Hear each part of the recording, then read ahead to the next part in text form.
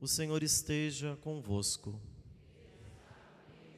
Proclamação do Evangelho de Jesus Cristo segundo João.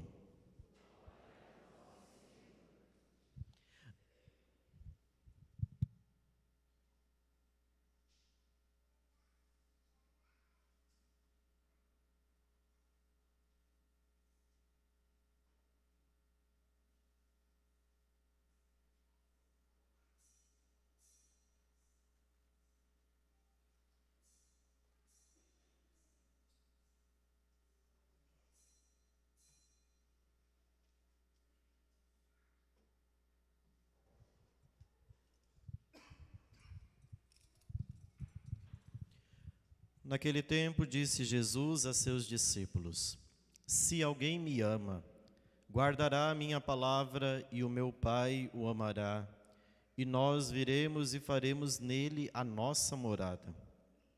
Quem não me ama não guarda a minha palavra, e a palavra que escutais não é minha, mas do Pai que me enviou. Isso é o que vos disse enquanto estava convosco. Mas o defensor, o Espírito Santo, que o Pai enviará em meu nome, ele vos ensinará tudo e vos recordará tudo o que vos tenho dito. Deixo-vos a paz. A minha paz vos dou. Não a dou como o mundo. Não se perturbe, nem se intimide o vosso coração. Ouvistes o que eu vos disse. Vou, mas voltarei a vós. Se me amasseis, ficaríeis alegres, porque vou para o Pai, pois o Pai é maior do que eu. Disse-vos isto agora, antes que aconteça, para que quando acontecer, vós acrediteis. Palavra da salvação.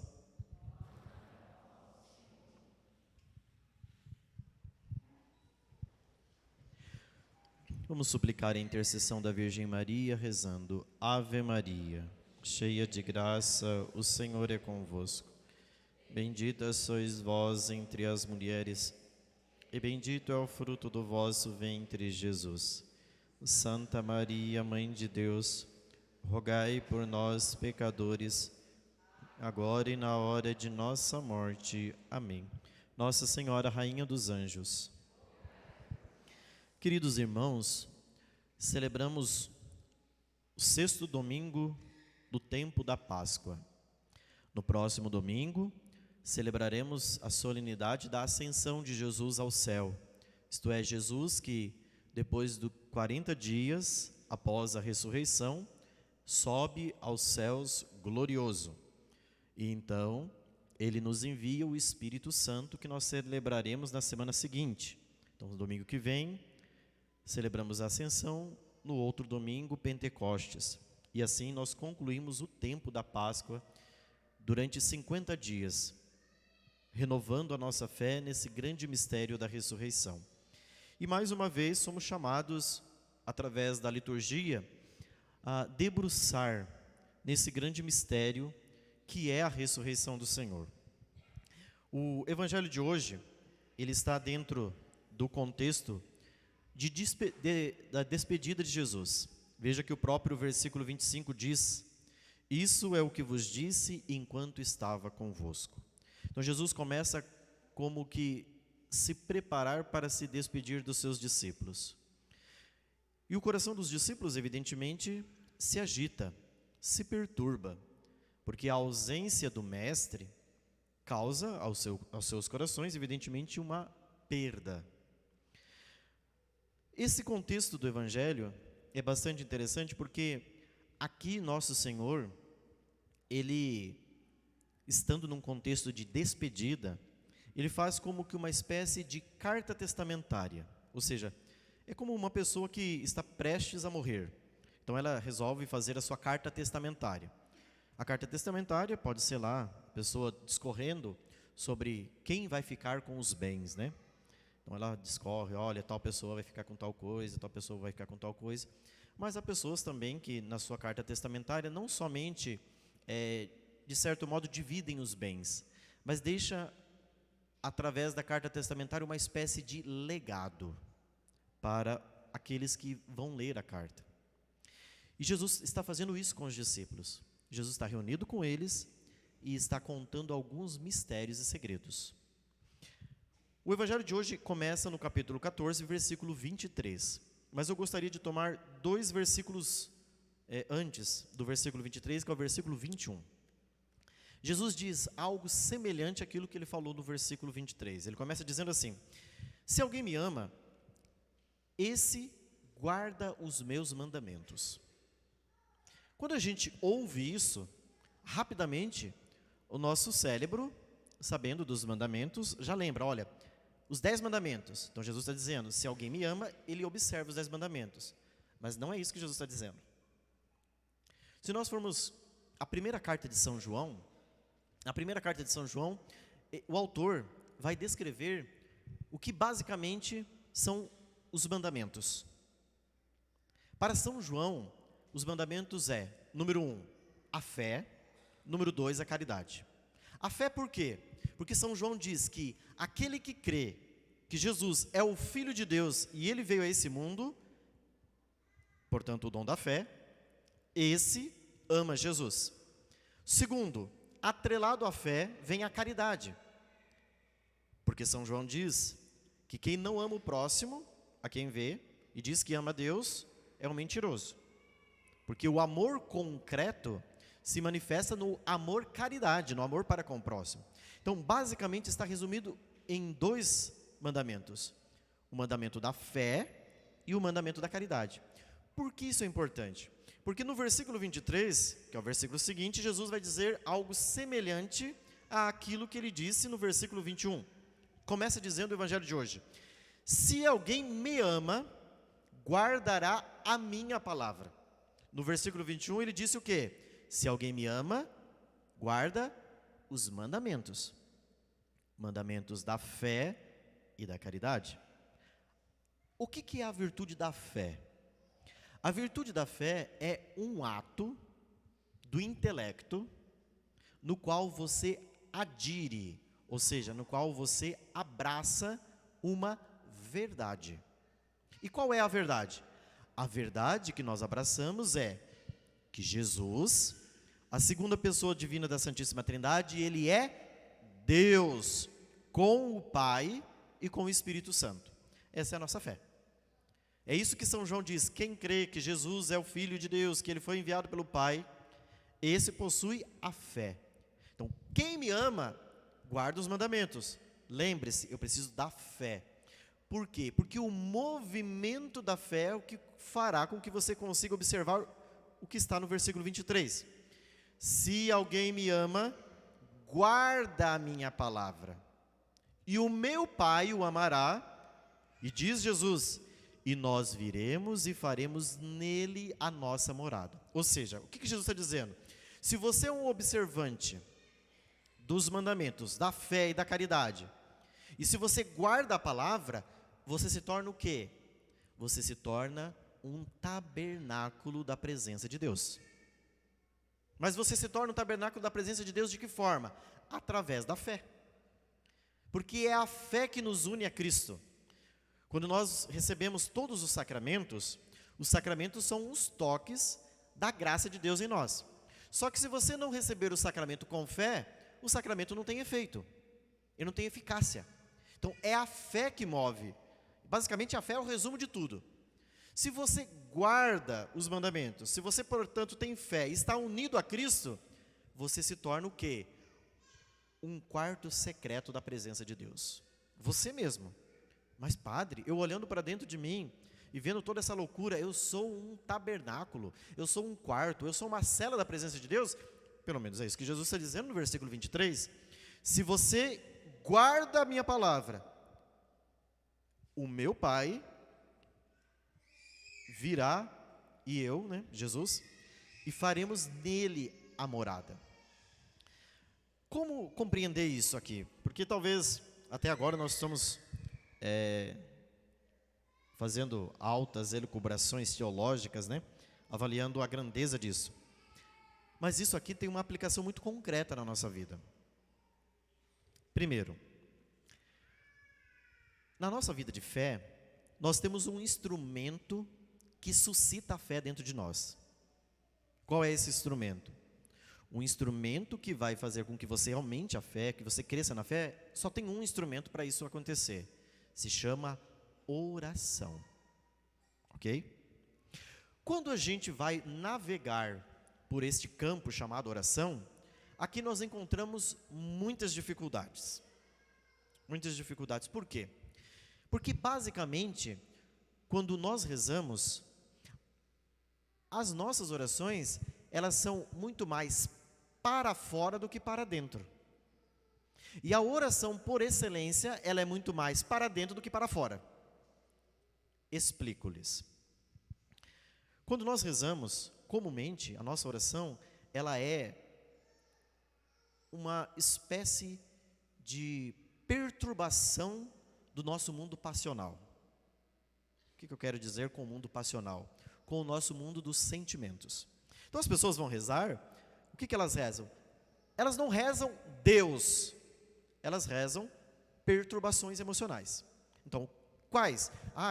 Eu estou muito angustiado hoje, então eu vou rezar. Então a pessoa começa a rezar a sua angústia. Hoje eu estou com muito medo, então eu vou rezar o meu medo. Hoje eu estou triste, então eu vou rezar a minha tristeza. Então, basicamente, a oração das pessoas é rezar o campo externo, ou seja, o mundo passional, o mundo das suas emoções. As pessoas não rezam para dentro, para encontrar Jesus na cela interior, mas sim para que Jesus seja um solucionador dos meus problemas emocionais. Então, aí a maior parte da oração das pessoas é luta psíquica. Elas travam uma luta psíquica no seu cérebro, tremenda, para ficar lutando contra as suas dores emocionais, os seus conflitos diários, as suas dificuldades. Então é o problema econômico, outro dia é o problema de saúde. Meu Senhor, livra-me desse problema de saúde. No outro dia, agora eu estou acorrentado e travado com esse problema. Meu Deus do céu, agora eu tenho conta para pagar. Então você começa a viver uma oração que é fruto de preocupações externas. E não vai para dentro, não vai para o interior. Aí, o que acontece? Essa oração, ela não tem um movimento da fé. Por quê? Porque não tem intervenção interior. O que Jesus está dizendo? E aqui a igreja, ela é muito sábia, quando nos ensina lá no Tratado da Graça, o que a graça faz dentro de nós, né?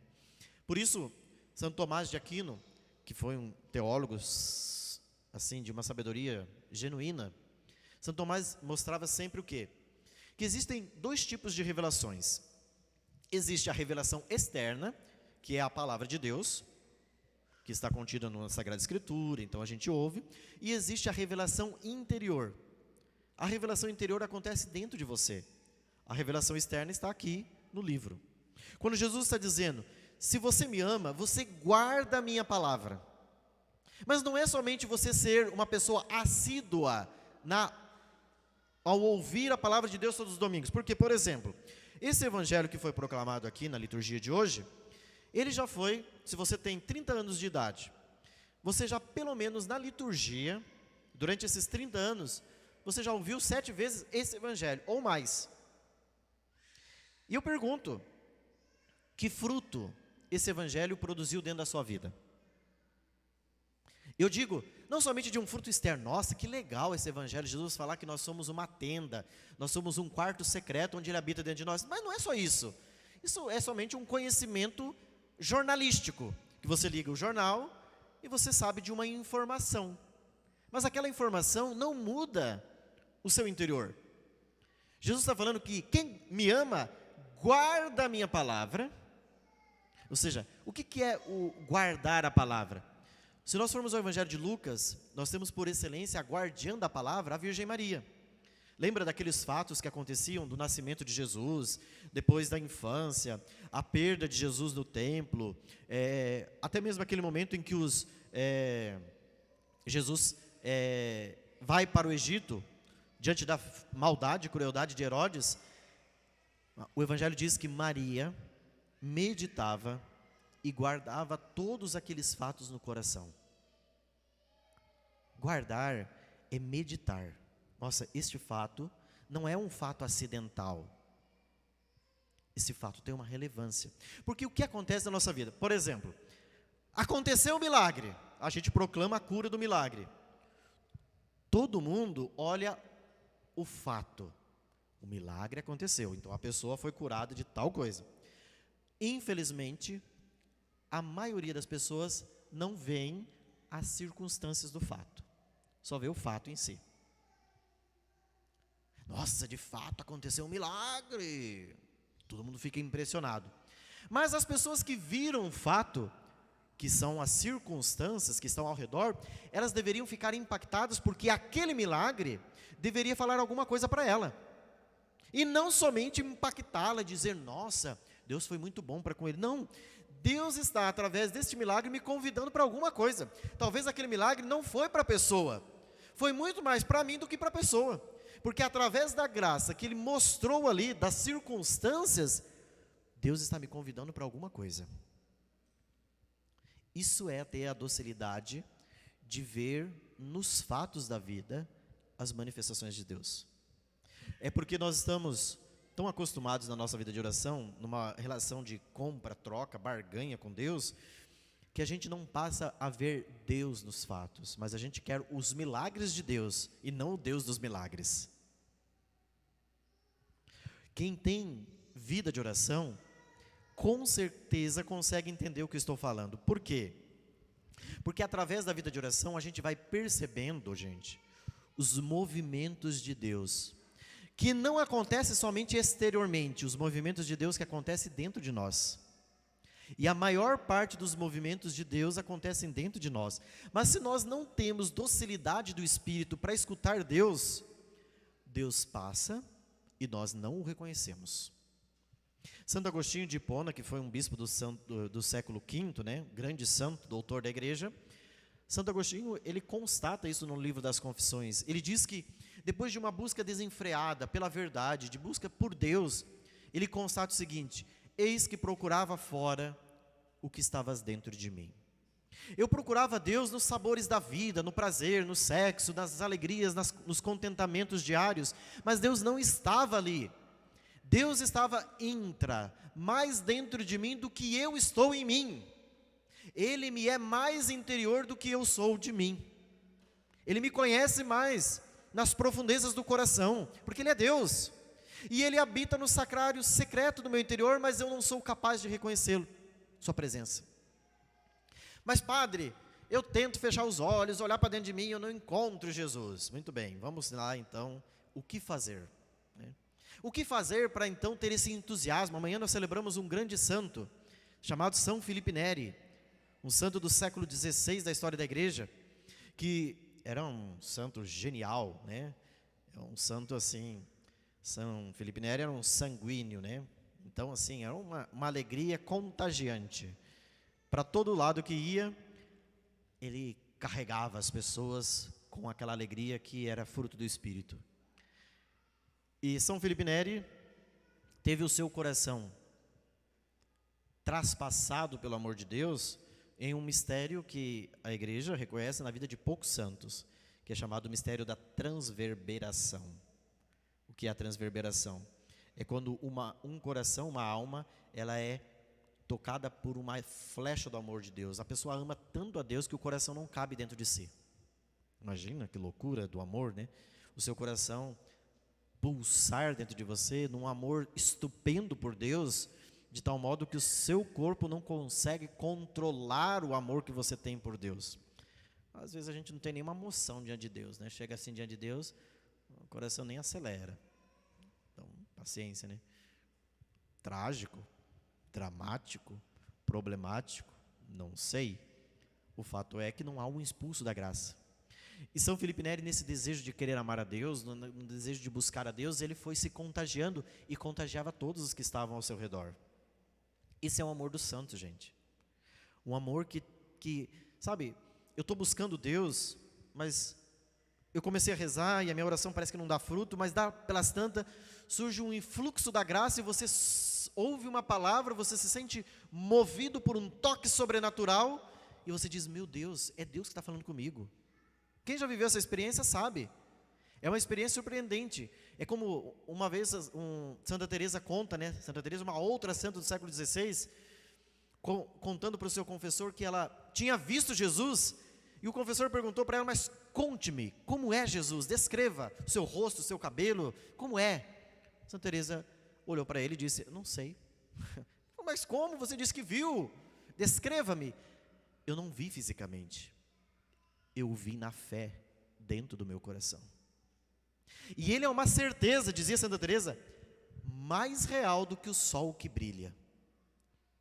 O sol é fugaz perto dele.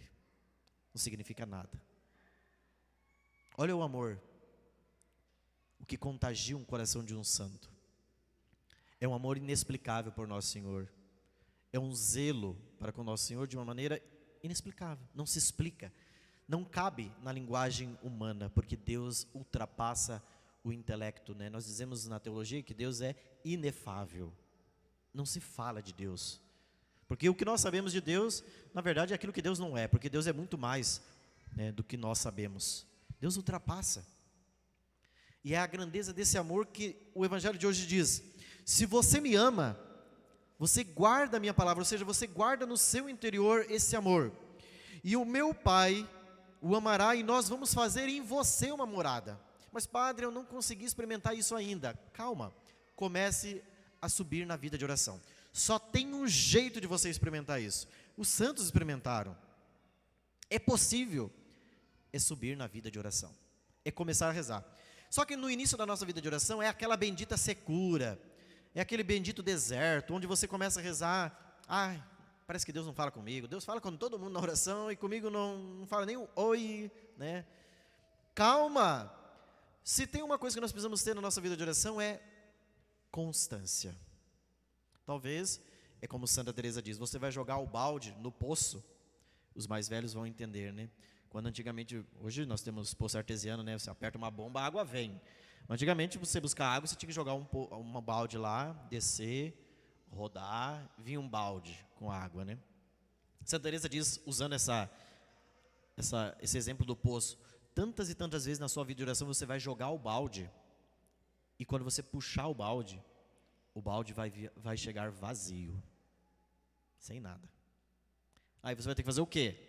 Lançar o balde de novo, até que uma hora esse balde vai ter que vir cheio. A vida da fé, a vida da oração, é lançar o balde, pensando que o poço é Deus. Deus, Tu és esta fonte, a sede que preenche a minha sede que é insaciável. Mas Tu tens, Senhor, esta fonte. O Senhor é esta fonte. E eu vou lançar esse balde pequeno que eu sou, nas Tuas mãos, na confiança de que o Senhor vai enchê-lo.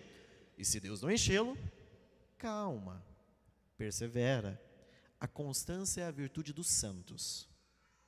Quem não é constante, ou seja, perseverante, todos os dias ali, Senhor, eu estou aqui, enche meu balde, mas padre, Deus não enche meu balde. Tudo bem, continua lançando até que uma hora esse balde vai encher, através da graça. É isso. A oração é um instrumento que fará você perceber a vida trinitária dentro de você. Não precisa você se desesperar e buscar Deus em tantos e tantos lugares. Deus está mais próximo de você do que você mesmo. Você só não encontrou ainda, porque como diz Santo Tomás, aquela revelação interior está esquecida dentro de você. Você ouve muito a revelação exterior. Você ouve homilia, você ouve todos, nossa, padre, eu ouço 10 homilias por dia, né? Eu ouço o padre Sicano, o padre Beltrano, o padre, nossa. Tá, e eu pergunto, isso está movendo você? Tem alguma coisa dentro de você que está te incomodando? Nossa, eu quero amar mais Jesus. Eu quero ser mais dele. Se esse movimento está acontecendo, ótimo. Se esse movimento está acontecendo, peça, Senhor, movimenta alguma coisa dentro de mim. Por isso Jesus diz no Evangelho, o defensor, o Espírito Santo, que o Pai vai enviar em meu nome, ele vai ensinar tudo. Nós estamos há 2 semanas para celebrar Pentecostes. E nós temos que pedir o quê? Veni Creator Spiritus, vem Espírito Santo. E sacode a minha alma, entendeu? E sacode o meu interior com a força da graça. Está tudo muito apagadinho aqui, é como aquela brasa que está só as cinzas. Tem um pouquinho de... Você precisa só assoprar O vento impetuoso do Espírito pode acender dentro dos nossos corações. É isso que nós precisamos pedir, irmãos. Se você está triste, acabrunhado, sem esperança, vida espiritual está morta. Ai, Padre, eu pareço que estou desfalecendo. Tenho uma alma aqui porque eu estou vivo, mas o corpo está vivendo, mas a alma está sendo arrastada dentro de mim. Muito bem. O Divino Espírito Santo está aí para ser o Paráclito, ou seja, aquele que está ao nosso lado. Que Deus esteja ao nosso lado aquecendo a chama do nosso coração, para que nesta solenidade que se aproxima da Ascensão em Pentecostes, nós tenhamos um movimento da vida interior da graça de Deus dentro de nós. Creia que o mistério de Deus habita dentro de você.